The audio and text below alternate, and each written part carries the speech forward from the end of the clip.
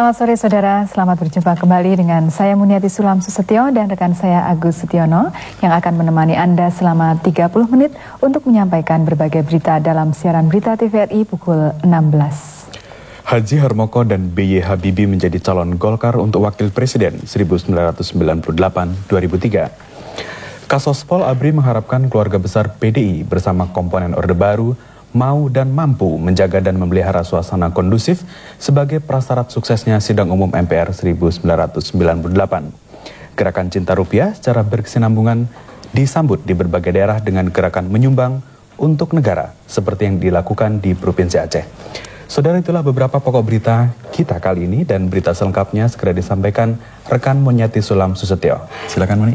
Terima kasih Agus. Saudara, akhirnya Dewan Pimpinan Pusat DPP Golkar mencalonkan Haji Harmoko dan Profesor B.Y. Habibie sebagai calon Wakil Presiden Indonesia mendatang. Keputusan DPP Golkar untuk menetapkan Ketua Umum DPP Golkar Haji Harmoko yang juga Ketua MPR DPR RI dan Menristek Ketua BPPT B.Y. Habibie sebagai calon Wakil Presiden Cawapres setelah melalui rapat pleno tertutup hingga pukul 22.20 waktu Indonesia Barat semalam di Jakarta. Puluhan wartawan yang menanti pengumuman hasil rapat pleno yang khusus membahas calon Wapres mendapat penjelasan singkat dari Ketua DPP Golkar Abdul Ghafur yang ditunjuk sebagai juru bicara. Abdul Ghafur mengungkapkan pleno secara aklamasi menetapkan Harmoko sebagai cawapres. Sedang untuk menentukan calon kedua ditugaskan kepada tim yang terdiri atas 3 orang, yakni Ketua Organisasi Kemenangan dan Kaderisasi OKK Abdul Ghafur, Sekjen Ari Marjono, dan Bendahara DPP Golkar Bambang Triatmojo. Abdul Ghafur mengungkapkan tim yang mendapat pandangan dan saran dari pleno diberi waktu untuk merembukkan cawapres dengan dasar pendekatan nama-nama yang diberikan pleno dan 14 kriteria yang telah diumumkan. Berarti bahwa Bung Haji Harmoko memenuhi kriteria yang 14 itu yang sudah disampaikan oleh keluarga besar Golkar kepada Ketua Dewan Pembina. Maka yang kedua memenuhi kriteria yang dipandang oleh tim setelah rembukan yang memakan waktu agak lama di dalam rapat pleno ini adalah Profesor B.J. Habibie. Saudara-saudara sekalian, maka DPP Golongan Karya sekarang sudah diputuskan dalam pleno dan secara sah mempunyai 2 orang calon, yakni pertama Bung Haji Harmoko, kedua adalah Bung Profesor B.J. Habibie. Kedua kader Golkar yang ditetapkan sebagai calon wakil presiden, menurut Abdul Ghafur dalam waktu dekat akan dibawa oleh Ketua Umum DPP Golkar ke dalam forum keluarga besar Golkar untuk dirembukkan. Kasospol ABRI Letnan Jenderal TNI M. Yunus Yosfiah mengharapkan keluarga besar PDI bersama komponen Orde Baru mau dan mampu menjaga serta memelihara suasana kondusif terhadap wujud stabilitas nasional dan daerah yang diperlukan sebagai prasyarat bagi aman dan suksesnya sidang umum MPR 1998. Demikian ditekankan Kepala Staf Sosial Politik Kasospol ABRI Letnan Jenderal TNI M. Yunus Yosfiah yang dalam hal ini mewakili Panglima ABRI dalam ceramahnya di depan peserta rapat pimpinan PDI tingkat nasional tahun 1998 di Bogor kemarin. Menurut Kasospol ABRI, Rapim PDI saat ini merupakan momentum yang tepat dan strategis, baik karena amanat konstitusi Kongres 4 PDI maupun momentumnya.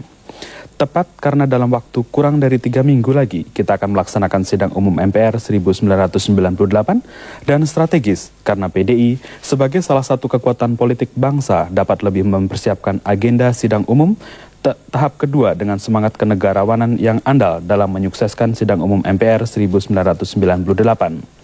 Sikap politik dan komitmen ABRI dalam mendudukan PDI sesuai azas legalitas formal tetap tidak berubah. Bahkan dengan falsafah Tutwuri Handayani, ABRI mendorong setiap upaya DPP PDI untuk menyelesaikan tugas sesuai amanat Kongres keempat Medan, berlandaskan aturan konstitusional dan etika moral kenegarawan. Dari Bogor kita menuju ke Aceh.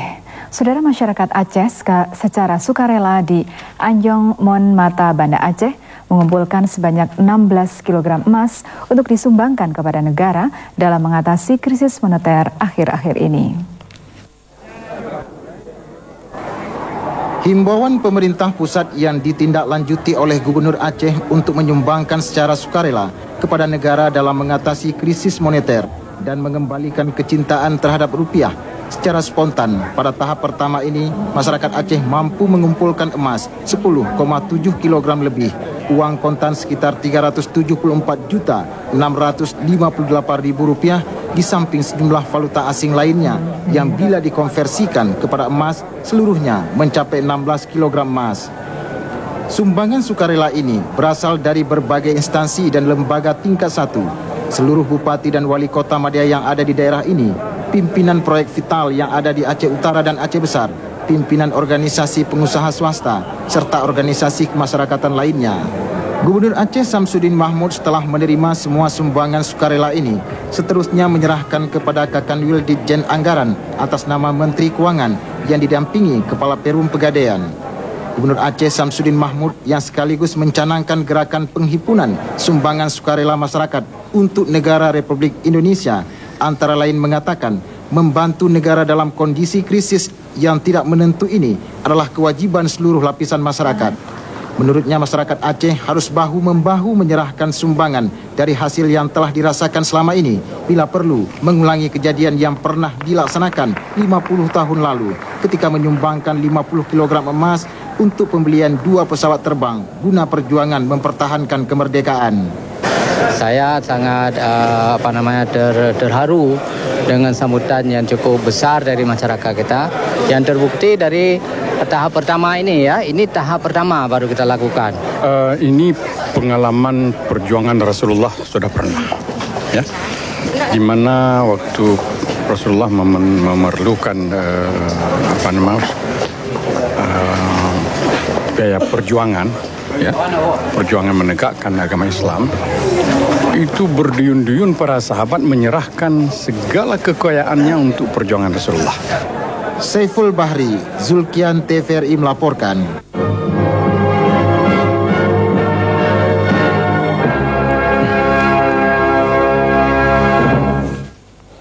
Menpora mendukung generasi muda agar mempunyai jiwa kewirausahaan di samping untuk meningkatkan ekonomi pemuda, juga untuk memberdayakan pemuda agar mampu mengantisipasi persaingan di era global.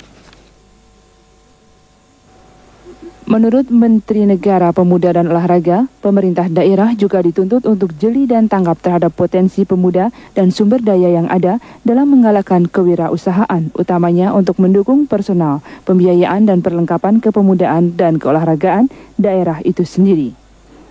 Menpora Hayono Isman mengatakan hal itu ketika temu konsultasi pemuda se-Indonesia di Jakarta hari ini. Untuk menggalakkan kewirausahaan itu, peranan Dinas Pemuda dan Olahraga daerah tingkat 1 dan 2 menurut Menpora menjadi penting untuk segera diwujudkan. Diharapkan berbagai program terobosan seperti program pengembangan dan pembinaan kewirausahaan bagi generasi muda di daerah dapat berkembang lebih baik lagi daripada di masa-masa yang lalu. Sehingga dengan demikian dapat diharapkan ekonomi daerah pun dapat meningkat. Temu konsultasi ini sebelumnya dibuka oleh Menteri Dalam Negeri yang diwakili oleh Sekjen Depdagri Suryana Subrata, berlangsung 2 hari diikuti 150 orang peserta dari Pemda 27 provinsi, kantor Menpora dan instansi terkait. Departemen Sosial menyediakan dana Rp760 juta untuk membantu menciptakan lapangan kerja padat karya di 6 provinsi guna mengantisipasi dampak krisis moneter dan pemutusan hubungan kerja PHK. Uang Rp760 juta ini diserahkan oleh Menteri Sosial Inten Sueno di Jakarta kemarin kepada 6 kepala kantor wilayah Departemen Sosial di 6 provinsi, yakni DKI Jakarta, Jawa Barat, Jawa Tengah, Jawa Timur, dan Sulawesi Selatan. Uang sebanyak ini berasal dari sisa dana penanggulangan bencana tahun lalu sebanyak Rp700 juta, ditambah Rp60 juta dari 6 kanwil Depsos sendiri. Mereka yang berhak memperoleh bantuan ini sebanyak 28.000 orang, khususnya kategori miskin dan korban PHK. selama 50 hari mereka akan melakukan pekerjaan padat karya bidang perikanan, peternakan atau pertanian dengan menerima upah bervariasi antara 5 hingga 7.000 rupiah per orang per hari. Standar pemberian upah ini mengacu pada ketentuan pemerintah mengenai upah minimum regional UMR. Saudara, kegiatan di DPR RI hari ini seperti rapat kerja antara Menpan TB Silalahi dengan Komisi 2 DPR RI, serta rapat kerja Menteri Perhubungan Komisi 4, dilaporkan reporter TVRI sebagai berikut. Rapat kerja antara Menpan TB Silalahi dengan Komisi 2 DPR RI yang dipimpin Budi Harsono membahas pemantapan RAPBN tahun 1998-1999 di Jakarta pagi tadi. Menpan TB Silalahi mengatakan, guna mewujudkan dukungan administrasi negara yang mampu menjamin kelancaran dan keterpaduan tugas dan fungsi penyelenggaraan pemerintahan umum dan pembangunan dalam tahun anggaran 1998-1999, sektor aparatur negara dan pengawasan direncanakan alokasi anggaran pembangunan sebesar 919,5 miliar rupiah. Jumlah tersebut akan dialokasikan untuk subsektor aparatur negara 899 miliar rupiah serta subsektor pendayagunaan sistem dan pelaksanaan pengawasan sebesar 20,5 miliar rupiah. Ketika menjawab pertanyaan Dewan tentang upaya-upaya pihak kantor Menpan dalam membantu pemerintah mengatasi krisis ekonomi, Menpan TB Silalahi menjelaskan bahwa pihaknya telah mengantisipasi melakukan penghematan dan efisiensi dalam pelaksanaan anggaran di berbagai sektor, termasuk pembatasan biaya perjalanan dinas, biaya seminar, dan perjalanan ke luar negeri. Menyinggung kebijaksanaan zero growth ditetapkan secara nasional, artinya pertumbuhan pegawai secara nasional tetap, penambahan pegawai baru hanya sejumlah pegawai yang pensiun, berhenti atau meninggal dunia. Pada musim haji tahun ini, Departemen Perhubungan menyiapkan angkutan bagi jemaah haji melalui PT Garuda Indonesia sebanyak 24 pesawat terbang berbadan lebar untuk mengangkut 201.615 jemaah haji Indonesia. Pemberangkatan pertama akan dilakukan pada tanggal 6 Maret 1998 secara serentak dari 6 lapangan terbang embarkasi. Menteri Perhubungan Haryanto Danu Tirto pada rapat kerja dengan Komisi 4 DPR RI hari ini di Jakarta mengatakan pihaknya akan berusaha sekuat tenaga untuk memberikan pelayanan angkutan haji dengan pesawat yang terbaik. Sementara itu dalam rapat dengar pendapat Komisi 7 dengan pejabat Eselon 1 Departemen Agama, Sekjen Departemen Agama, Katib Khuswain mengatakan bank penerima setoran ONH akan memberikan asuransi kepada jemaah haji yang meninggal dalam proses perjalanan haji mulai dari sejak memasuki asrama, pemberangkatan sampai tiba kembali dari Tanah Suci di asrama pengembalian. Dalam kondisi naik turunnya nilai rupiah terhadap dolar yang masih sulit diramalkan, menurut Sekjen Katib Khuswain, pemerintah sedang mengkaji penetapan ONH tahun depan. Namun pada rapat Badan Pengelola Dana ONH beberapa hari lalu, Menteri Agama Tarmizi Tahir memberikan isyarat bahwa ONH tahun depan akan mencapai lebih dari 15 juta rupiah. Ketua MPR DPR RI Haji Harmoko menerima kunjungan kehormatan Duta Besar Republik Rakyat Cina Zhou Gang di Jakarta hari ini. Kunjungan kehormatan Duta Besar RRC Zhou Gang ini sehubungan dengan selesainya masa tugasnya selama di Indonesia. Duta Besar Zhou Gang yang bertugas selama 2,5 tahun di Indonesia direncanakan akan meninggalkan Indonesia pada minggu kedua bulan Februari ini. Ketua MPR DPR RI Haji Harmoko menyampaikan ucapan terima kasihnya kepada Duta Besar Zhou Gang yang selama bertugas di Indonesia telah berhasil membina dan meningkatkan hubungan antar kedua negara, tidak saja di bidang ekonomi, perdagangan, dan budaya, tetapi juga di bidang pemerintahan dan keparlemenan. Duta Besar RRC juga mengharapkan delegasi DPR RI dapat mengunjungi RRC pada tahun ini. Namun, Ketua DPR RI Harmoko mengatakan untuk sementara ini pihaknya berketetapan bahwa kunjungan delegasi DPR RI ke luar negeri ditunda sambil menunggu waktu yang tepat dan baik. Ketua DPR MPR RI juga mengharapkan agar hubungan dan keberhasilan yang telah terjalin antar kedua negara dapat lebih ditingkatkan lagi dan semakin berkembang lebih positif di masa mendatang. Pelantikan 4 Ketua Pengadilan Tinggi Ujung Pandang, Padang, Jayapura, dan Banjarmasin, serta seminar nuklir Badan Tenaga Atom disampaikan reporter kami berikut ini. Ketua Mahkamah Agung Sarwata hari ini melantik dan mengambil sumpah 4 Ketua Pengadilan Tinggi sebagai tindak lanjut surat keputusan Menteri Kehakiman tertanggal 26 Januari 1998. 4 ketua masing-masing Usman Karim sebagai Ketua Pengadilan Tinggi Ujung Pandang, Darwis Hasan Chandranegara sebagai Ketua Pengadilan Tinggi Padang, Amurlan Siregar sebagai Ketua Pengadilan Tinggi Jayapura, dan Rianto sebagai Ketua Pengadilan Tinggi Banjarmasin. Dalam kesempatan ini, Ketua Mahkamah Agung mengharapkan agar para pejabat yang baru dilantik hendaknya dapat bertindak adil dalam menegakkan hukum di wilayahnya masing-masing, mengingat negara kita merupakan negara hukum. Berbagai informasi tentang pemanfaatan energi nuklir era mendatang menjadi inti pembicaraan seminar sehari tentang energi nuklir di Jakarta hari ini. Direktur Jenderal Badan Tenaga Atom Nasional Batan M. Iyos R. Subki ketika membuka seminar mengatakan, era mendatang tenaga nuklir menjadi alternatif sumber energi menggantikan energi konvensional seperti energi listrik, batu bara maupun energi lainnya. Melalui kerjasama antara Batan dengan Japan Atomic Industrial Forum, Dirjen Batam mengharapkan dapat menjadi sarana saling tukar pengetahuan, pengalaman, dan informasi, serta masukan tentang pemanfaatan energi nuklir di Jepang.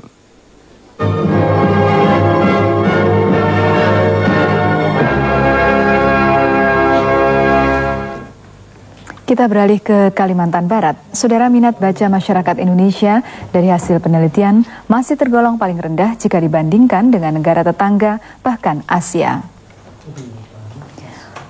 Untuk menciptakan masyarakat gemar membaca di Kalimantan Barat, belum lama ini dikukuhkan Perhimpunan Masyarakat Gemar Membaca PMGM oleh Wagub Bidang Ekwasbank Syarifuddin Lubis di Pontianak. Wagub minta kepada pengurus yang baru dilantik agar bekerja keras sehingga tercipta masyarakat gemar membaca khususnya di Provinsi Kalimantan Barat. Sementara itu, pengurus pusat Perhimpunan Masyarakat Gemar Membaca yang diwakili Ketua Dewan Pengawas Ahmad Watik Pratiknya menjelaskan bahwa gemar membaca hendaknya dimulai pada usia sekolah sampai remaja. Dengan kebiasaan membaca yang dimulai usia sekolah dapat menambah wawasan yang cukup luas, tetapi yang lebih penting lagi, dengan gemar membaca dapat meningkatkan sumber daya manusia Indonesia dalam menyongsong era globalisasi yang terus berkembang. Pengurus Perhimpunan Masyarakat Gemar Membaca Kalimantan Barat terdiri dari Ketua Pembina Haji Aspar Aswin, dibantu 2 wakil dan 9 orang anggota, serta dibantu Dewan Pengawas, Dewan Harian, serta beberapa koordinator bidang.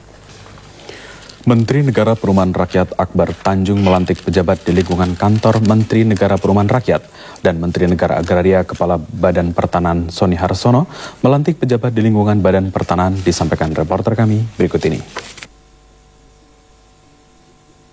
Menteri Perumahan Rakyat Akbar Tanjung mengatakan masalah perumahan dan pemukiman saat ini harus diakui makin syarat dengan kendala dan tantangan. Hal ini ditekankan oleh Menteri Akbar Tanjung pagi tadi di Jakarta ketika melantik 3 orang pejabat di lingkungan kantor Menteri Negara Perumahan Rakyat. Untuk itu diharapkan pejabat yang baru dilantik dapat lebih bersungguh-sungguh dan penuh dedikasi dan tanggung jawab dalam melaksanakan tugasnya karena tugas yang diemban menyangkut kepentingan hajat hidup orang banyak.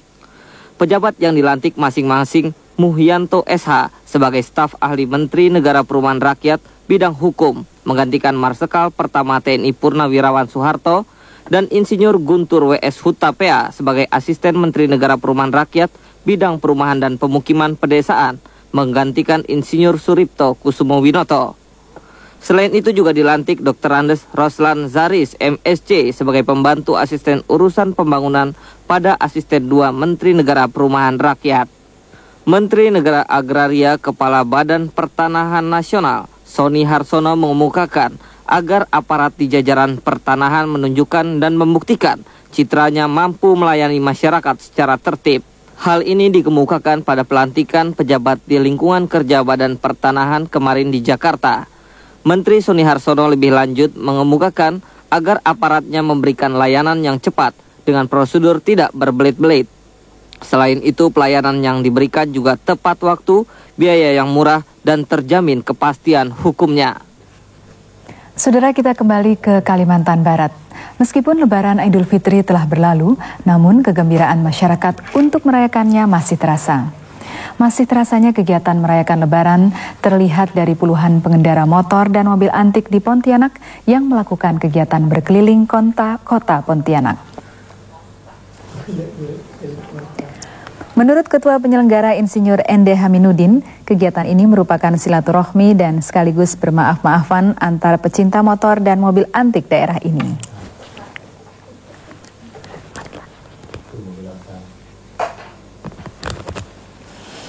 Dalam rangka Hari Raya Idul Fitri juga ini. Kemudian mengakrabkan antara klub-klub yang ada di Pontianak ini, baik Borneo Automotive Club, mobil off-road, kemudian comeback. Apa yang membuat Bapak tertarik dengan karena ketahanan ya, terus keunikan daripada motor yang tua ini sangat maksimal untuk memuaskan pemakai gitu. Dikoordinir oleh Ikatan Motor Indonesia Cabang Kalimantan Barat yang setiap tahunnya mempunyai kegiatan seperti Rally Trans Kalimantan dan Rally Antar Kota. Meski menghabiskan dana yang cukup besar, namun bagi pecinta kendaraan ini tidak menjadi masalah. Menurut rencana klub ini pada bulan April mendatang akan mengadakan rally ke Sarawak, Malaysia. Saudara, saat ini di Indonesia telah berkembang berbagai kegiatan yang ditujukan untuk meningkatkan kuantitas dan kualitas para peneliti, dosen, dan guru dengan memberikan penghargaan yang bermuara pada peningkatan kualitas. Ketua Indonesia Torrey Science Fund Foundation, Profesor Dr. Samaun Samadikun, pada acara penyerahan penghargaan dan teknologi, hibah penelitian ilmu pengetahuan dan teknologi, penghargaan pendidikan sains di Jakarta hari ini mengemukakan, kegiatan tersebut sudah berkembang namun masih dirasakan kurang. Menurutnya dana bantuan penelitian maupun hadiah penghargaannya masih relatif sedikit, namun Indonesia Torrey Science Foundation telah mengambil bagian untuk memberikan dana dan penghargaan bagi peneliti, dosen, dan guru yang relatif unggul dalam penilaian juri. Mereka yang mendapatkan penghargaan diantaranya yang memenangkan pendidikan sains 5 orang guru SMU, 2 orang penghargaan ilmu pengetahuan dan teknologi, serta 17 orang penerima penghargaan hibah penelitian ilmu pengetahuan dan teknologi. Seminar lingkungan hidup bagi para guru di Bogor, Jawa Barat, serta pemberian santunan kepada fakir miskin dari sebuah bank swasta dan Bandung Supermall disampaikan rekan kami berikut ini. Pendidikan lingkungan harus mampu memotivasi para murid untuk memiliki kompetensi nyata dalam aktivitas mereka sehari-hari yang mencerminkan bahwa anak didik mengerti kaidah-kaidah ekologi. Hal ini disampaikan Menteri Lingkungan Hidup dalam sambutan tertulis yang dibacakan Statement Lingkungan Hidup Sudarsono SH di depan peserta lokakarya evaluasi modul pengajaran pendidikan lingkungan bagi para guru di Bogor, Jawa Barat. Dikatakan ada beberapa elemen penting yang harus dicermati, diantaranya bagaimana mengintegrasikan permasalahan atau materi lingkungan ke dalam mata pelajaran dalam kurikulum. Pendidikan ini sangat penting sekali ya untuk para guru dan khususnya nanti kepada anak didik. Karena masalah lingkungan ini tidak terlepas dari peran daripada para guru untuk memberikan motivasi pada anak didik untuk cinta dan menyadari betapa pentingnya lingkungan hidup bagi kita semua gitu. Lokakarya evaluasi modul pengajaran ini diikuti 30 peserta yang bekerja sama dengan Universitas Indonesia. Di tengah-tengah krisis ekonomi saat ini, para grup dengan Bank Mega dan Bandung Supermall sebagai anak perusahaan memberikan bantuan paket barang-barang sembako bagi 100.000 kepala keluarga di Jabodetabek, Bandung, Surabaya, Malang, dan Jombang yang pelaksanaannya dijadwalkan tanggal 14 hingga 22 Februari mendatang. Komisaris Bank Mega Rudini kepada wartawan kemarin menjelaskan pemberian bahan makanan pokok yang terdiri dari 5 kg beras, 1 kg gula pasir, 1 liter minyak goreng, dan 1 dus mie instan merupakan wujud kepedulian sosial dunia usaha terhadap mereka yang kekurangan pangan. Industri telekomunikasi khususnya seluler tumbuh cukup pesat, yakni pada tahun 1997 saja, jumlah pelanggannya mencapai sekitar 100% atau sebesar 1,1 juta. Namun yang menjadi masalah dewasa ini, menurut beberapa operator seluler, timbulnya beberapa pelanggan yang nakal. Keberadaan telepon seluler memang sangat penting sehingga pelanggannya terus mengalami peningkatan.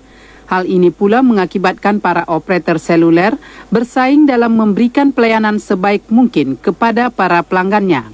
Namun dewasa ini diakui pengawasan terhadap para pelanggan kurang terkontrol sehingga diketemukan beberapa pelanggan yang nakal, mengakibatkan jumlah tagihan macet dari pelanggan tersebut mencapai 200 miliar rupiah. Guna mengantisipasi masalah tersebut, hari ini di Jakarta, 7 operator seluler yang tergabung dalam Asosiasi Telekomunikasi Seluler Indonesia, ATSI, menandatangani kesepakatan bersama, disaksikan Direktur Jenderal Pos dan Telekomunikasi Sasmito Dirjo. Dirjen Postel Sasmito Dirjo menyambut baik atas tercapainya kesepakatan bersama tersebut, karena dalam situasi krisis moneter yang dihadapi saat ini, sudah sepatutnya saling bahu-membahu dalam upaya meningkatkan pendapatan. Jadi kami himbau agar pihak-pihak yang ingin berbuat yang tidak baik, yang nakal-nakal itu berpikir beberapa kali sebelum melakukan hal itu, karena sekali namanya tercantum, itu mungkin misalnya seumur hidup dia akan memperoleh kesulitan untuk menjadi pelanggan ini. Melalui kesepakatan tersebut diharapkan tidak akan ada lagi pelanggan yang nakal dan tidak dapat berpindah operator karena melalui sistem pusat verifikasi data pelanggan yang didirikan bersama itu akan diketahui secara jelas data-data para pelanggan.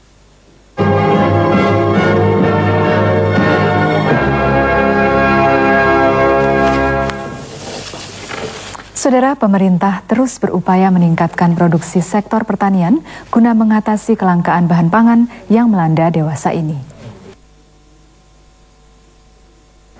Walaupun hasil produksi sektor pertanian tahun 1997 kurang menggembirakan, namun pemerintah tetap meningkatkan pembangunan sektor ini dengan menaikkan anggaran untuk tahun 1998-1999. Untuk tahun 1998-1999, anggaran sektor pertanian dialokasikan dana sebesar 1.528 miliar rupiah, meningkat 52 miliar rupiah lebih atau 3,54% dari anggaran tahun lalu. Menteri Pertanian Syarifudin Baharsah dalam penjelasannya di hadapan Komisi 3 DPR RI yang dipimpin Umbu Mehangkunda mengatakan, anggaran tersebut digunakan diantaranya untuk subsidi pupuk, bantuan proyek dan kredit ekspor, serta mendukung program utama sektor pertanian. Pemberian subsidi pupuk menurut Menteri Syarifudin dimaksudkan untuk menjaga kestabilan harga pupuk agar terjangkau oleh daya beli petani. Dengan demikian, diharapkan dapat mendorong petani menggunakan pupuk secara tepat sasaran dalam upaya meningkatkan produksi pertanian, khususnya beras. Selain itu, untuk anggaran ini juga diperoleh anggaran subsidi benih padi dan kedelai sebesar 33,4 miliar rupiah. Briket batubara yang semula hanya dikonsumsi untuk keperluan perusahaan-perusahaan besar, kini sudah semakin digemari kalangan pengusaha kecil dan industri rumah tangga. Pemanfaatan briket batubara yang sudah dimulai lebih dari 5 tahun lalu, kini sudah dapat dilihat hasilnya, khususnya bagi kalangan industri rumah tangga. Sebagai bahan bakar yang relatif baru dikenal pada tingkat rumah tangga, briket batubara dari segi ekonomis relatif murah. Dengan menggunakan kompor spesial yang dirancang khusus, briket batubara mampu bertahan selama 6 jam terus-menerus dengan tingkat panas sekitar 400 hingga 600 derajat Celcius. Hal ini memang menjadikan alternatif baru bagi para pengusaha kecil sebagai pilihan bahan bakar, mengingat dengan biaya relatif murah, panas yang dihasilkan mampu bertahan lama. Selain mempunyai kelebihan dari sifat batubara itu sendiri, briket yang bisa didapatkan di pusat perkulakan Goro ini juga dapat ditemukan pada tempat-tempat yang sudah ditunjuk.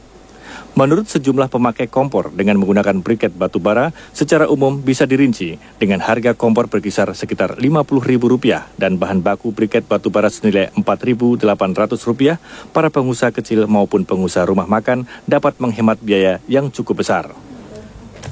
Presiden Soeharto meminta jajaran ABRI untuk menindak dengan tegas siapapun yang melanggar dan melaksanakan tindakan inkonstitusional, khususnya aksi-aksi yang mengarah pada disintegrasi nasional.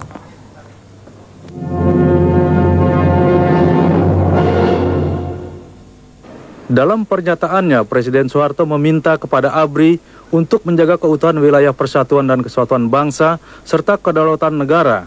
Diingatkan pula kepada jajaran ABRI agar melaksanakan peranan ABRI yang setepat-tepatnya di bidang sosial politik dengan penuh kearifan.